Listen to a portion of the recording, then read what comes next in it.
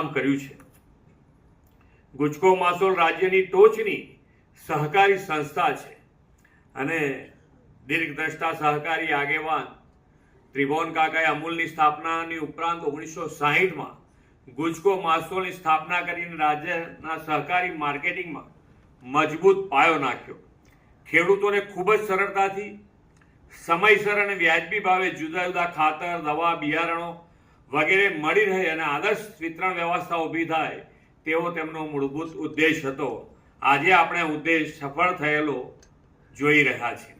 ગુજકો માસોલના વિકાસ અને સિદ્ધિઓની મને માહિતી અને આંકડા આપવામાં આવે છે તે મુજબ ચાલુ વર્ષે ગુજકો માસોલે 10,275 કરોડનું ઐતિહાસિક ટર્નઓવર કરીને 145.65 કરોડ જેટલો ગ્રોસ અને 76.11 કરોડ નેટ નફો કર્યો છે.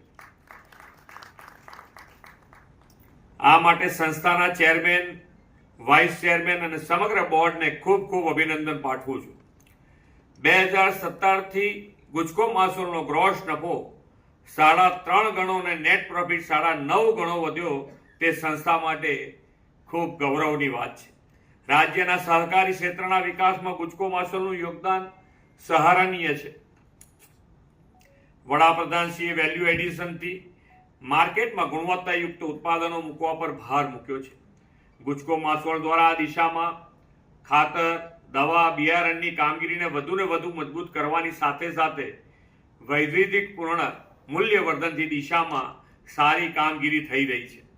ગુજરાતના પનોતા પુત્ર કેન્દ્રીય ગૃહ અને સહકારિતા મંત્રી આદરણીય અમિતભાઈ શાહે ગુજકો માસોલની ઓફિસનું 2022માં ગાંધીનગરમાં ઉદ્ઘાટન કર્યું ત્યારે કહેલું કે આત્મા ભલે કોઓપરેટિવ હોય પણ વ્યવસ્થાપન તો કોર્પોરેટ જેવું જ હોવું જોઈએ.